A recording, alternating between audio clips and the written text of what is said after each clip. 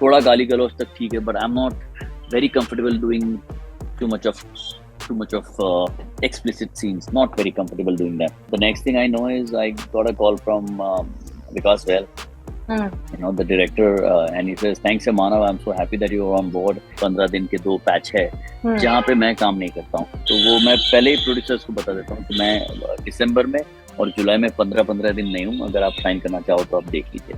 Hi Manav, welcome to E-Times TV. How are you doing? Very well, thank you so much. Do you think it's a very good time for actors with OTT coming in, with television पे भी थोड़ा बहुत experiment हो रहा है, ज़्यादा नहीं but थोड़ा बहुत.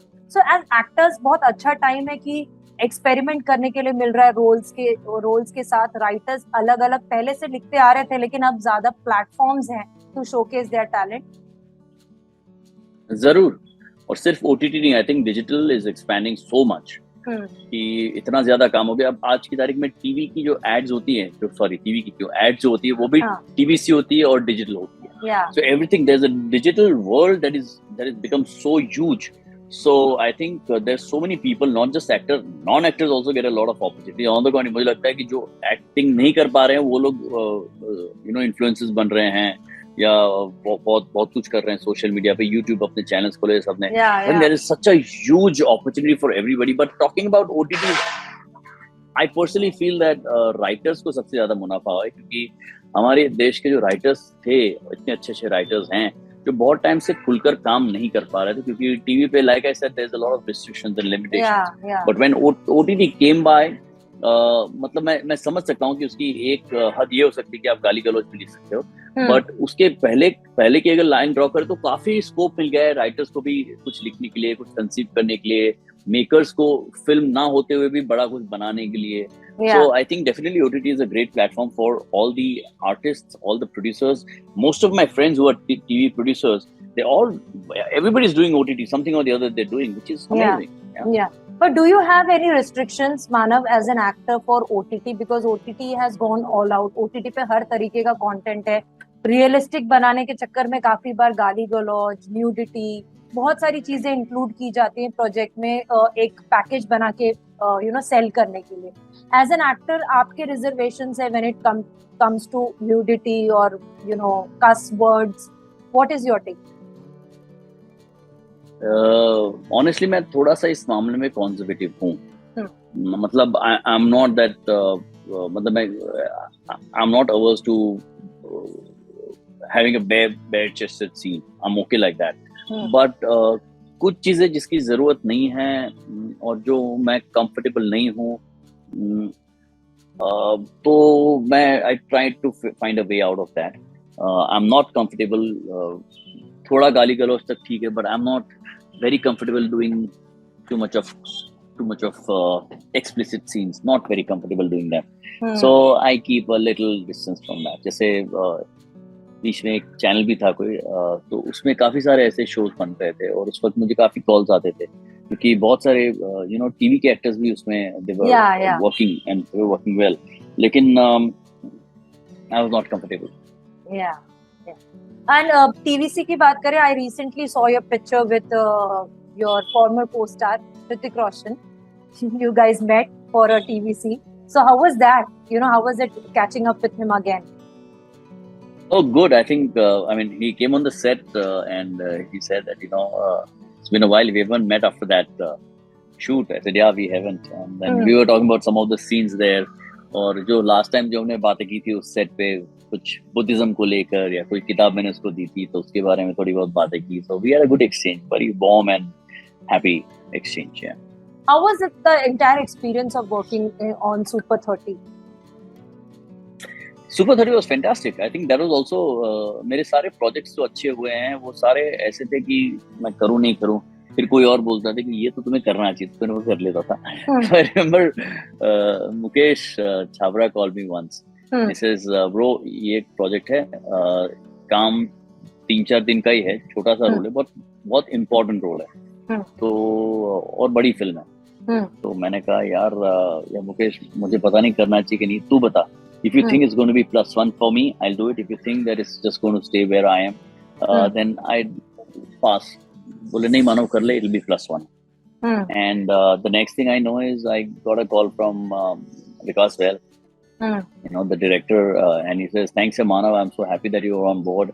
And it was very kind of him to say such fantastic things. And for a director who's so busy and working with so many stars, he called me up and thanked me for accepting the project. And I was so amazed. And then on the set also, मतलब इतना systematic था सब कुछ, बड़ा मजा आ गया काम करके, है ना। जब टीवीसी करो या जब आप जब टीवी करो ना, थोड़ी बहुत सारी चीजें होती है जो भी कट कॉर्नर्स टीवी पे, तो कई चीजें हम लोग उसको दरगुजर करते हैं कि ठीक है यार, वो फोकस 3 बार चला गया, सॉरी सर, एक बार फिर ट्राई करते हैं, तो फिर से वापस तो गाली देके वहां से निकल जाते हैं। फिल्मों में इतना परफेक्ट होता है सब कुछ, like everything is well planned and proper. भले एक आप दिन का इतना ज्यादा काम ना निकालो, but it was a great experience, right? And Vikas being a fantastic director, Hrithik a fantastic co-star, I had और भी एक्टर्स से मृणाल के साथ काम किया फिर से एक बार। So Mrinal and I, we worked before, so we had a good time again, So it was a great experience. Together, it was a good experience, and the way it was received also was amazing. I was very thrilled at the way people loved that film. Yes, yes. Talking about reels, अभी बात कर रहे थे, मैंने बीच में आपके और श्वेता के कुछ reels देखे थे. Any plans to collaborate together, because you guys are one of the most loved couples of television industry. कुछ साथ में कभी काम करने का मन है, क्योंकि Shweta has been away from television. बीच में थोड़ा बहुत वो काम कर रही हैं, जैसे I met her for the कहानी shoot. I interviewed her. So it was so good to see her.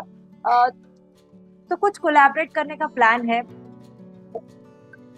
So definitely, लेकिन श्वेता का जो जोन ऑफ वर्क इस वक्त जो चूज करना चाहेगी ना, वो टीवी के बाहर का होगा. हाँ. So there's a good script on in a film or a short film or something like that, she'd love to work. Like an ad film or something, she'd love to do. So I think we just did one short film 2-3 साल पहले. और उसके अलावा एक 27 की रात को हम फिर से कुछ शूट कर रहे हैं. एक शॉर्ट फिल्म कर रहे हैं, कोई यंगस्टर है पास में, वो बना रहा है. So we working like that together, and या that is great. I mean, अगर ऐसा भी कुछ कंटेंट क्रिएट कर सके साथ में, तो it will be great for us. And how is she as a co-star? Lost. क्यों ऐसे? वो लॉस्ट होती है. तो वो अपनी लाइनें कर लेती है, फिर वो आराम में होती है. उसको लगता है यहाँ के यहाँ चलना है, फिर यहाँ क्या बोल देना है. तो जब रिहर्सल करे तो लगता है कि do you understand what you have to do? बोले हाँ, मतलब चल के आना है और यहाँ बोलना है ना. तो मैंने कहा हाँ, तो आप want to do a rehearsal? बोले नहीं, टेक करते हैं. So she will come and do a take, like wow. और उससे पहले लगता है कि बड़ी लॉस सी लग रही है वो, समझ रहे हो आप, are you with us in the team? So ऐसा लग रहा है, but she is very perceptive. I think उसका वही हुनर है कि कम में वो ज्यादा कर जाती है. And when you're shooting back to back, how do you take out time for family? कभी ऐसा होता है कि ब्रेक में आप बहुत ज्यादा एंजॉय कर रहे हो, लेकिन आप जब टीवी शोज कर रहे हो, क्योंकि you're shooting for 12 hours, sometimes 15 hours also. How do you take out time for family that time? Because आप ब्रेक में तो एंजॉय कर रहे हो, आप डॉटर को प्रॉपर टाइम दे रहे हो, लेकिन फिर जब काम होता है तो नहीं दे पा रहे हो. So I make it a point to make time for the family. कभी कभी क्राइसिस होता है तो शायद मैं 10-15 दिन ऐसे फाइट मार लेता हूँ, but I keep taking my breaks, and when I take a break I spend the entire day with them besides trying to sleep for a couple of hours. और एक रूल ऑफ थंब बना दिया है कि साल में 2 बार कुछ एक दिन है, 15 दिन के 2 पैच है जहाँ पे मैं काम नहीं करता हूँ. तो वो मैं पहले ही प्रोड्यूसर्स को बता देता हूँ कि मैं दिसंबर में और जुलाई में 15 दिन नहीं हूँ, अगर आप साइन करना चाहो तो आप देख लीजिए. वो पहले बता देता हूँ, और सबको पता होता है कि मैं उस वक्त मैं इंडिया में नहीं हूँ. I am out with my family. So that is the time, at least that 1 month is there. Also Diwali they go to Delhi. I also try and go to Delhi for a couple of days. So इस तरह से निकल जाता है time. Also Shweta fortunately is a very understanding wife. A good partner that she understands, because she's an actor herself, so she knows. And then Zara is getting used to it. I try to make time. Early in the mornings I make sure that I drop her to school every day. तो मैं उसके लिए बस नहीं कर रही है. मैं सोचता हूँ सुबह वो जो 15 मिनट का ड्राइव है, वो डैडी डॉटर टाइम है हमारा. तो वो कुछ भी हो जाए, I would, even if I pack up at 4 in the morning, I'll wake up and go drop her, because that's my time with her. So I think इस तरह से थोड़ा टाइम हम निकालेंगे. कुछ जैसे आपने बोला कि मैं 15 मिनट का टाइम निकालता हूँ and I drive her to the school, उसके अलावा कुछ ऐसे टाइम कुछ आप ऐसा स्पेशल करते हैं with your daughter that is your and her time to bond really well? क्योंकि आजकल के बच्चे बहुत स्मार्ट है, वो खुद से अपनी प्लान्स बना लेते हैं। हाँ नहीं, but I make sure that we do things, जैसे हम कभी ट्रैकिंग पे चले जाते हैं, डैडी डॉटर, या then she says that I want to spend time with daddy, तो उस दिन फिर ममा मैं Zara daddy wants to sleep with daddy, तो फिर हम लोग रात को स्टोरी टेलिंग होती है, फिर मैं उसको अपनी कोई कहानी बताता हूँ बचपन की। तो ये सारा वक्त है जो हम बिताते हैं। और स्कूल के टाइम जो हर रोज का आप एक्यूमुलेट कर ले तो 1-1.25 घंटा तो एक हफ्ते का वैसे ही बिता लेते हैं हम, जो एक्सक्लूसिवली डैडी डॉटर स्पेस है। तो उसमें कोई कॉल्स भी नहीं होते सुबह सुबह। सो आई थिंक वो होता है। Then we go out and do something और the other once in a while, every once in a while we make some time, daddy daughter time. जैसे it could be going to the mall and buying her a froyo, or going to Crossword and buying her a book. But yeah, that's the kind of time that we try and spend besides the 15 days December and July. Yeah. And lockdown का phase कैसा रहा आपके लिए मानव? Staying indoors with family, with Shweta, वो पूरा time ऐसा हो गया था कि एक्टर्स के लिए भी 4-5 महीने तो काम ही बंद था। उसके बाद भी अगर शोज आ रहे थे तो कुछ आ रहे थे, लेकिन कुछ की शूटिंग भी यहाँ से बाहर हो रही थी, मुंबई से बाहर। वो टाइम आपके लिए कैसा रहा? जो पहला लॉकडाउन हुआ था उसमें वो बहुत अनएक्सपेक्टेड था, और वो सभी के लिए लॉकडाउन था। तो वो एक तरह से अच्छा भी टाइम था, क्योंकि हम घर पे ही थे और सारे घर पे एक्सरसाइज भी करते थे, घर का बना खाना खाते थे, घर की सफाई भी खुद ही करते थे, बर्तन भी खुद ही करते थे। तो बहुत और पता था कि इस रात की सुबह तो होगी कभी, है ना। तो उस उम्मीद में थोड़ा बहुत करते कराते हम लोग बड़े खुश थे, क्योंकि वैसे भी हम बहुत ज्यादा सोशल नहीं as a family. We are generally happy to be together, और हम आपस में बहुत कुछ कर लेते। कभी रात को पार्टी कर ली, कभी फिल्म साथ में देख ली। We doing a lot of things. हम 3 लोग काफी है हमारे लिए। और तो वो टाइम बहुत अच्छा रहा। लॉकडाउन खत्म नहीं हुआ था और मेरा शो शुरू हो गया था। जैसे ही कुछ थोड़ा सा रियायत मिली थी अगस्त के टाइम पे, तो शादी मुबारक तब शुरू हो गया था। अगला लॉकडाउन मेरा तो कोविड के साथ शुरू हुआ था।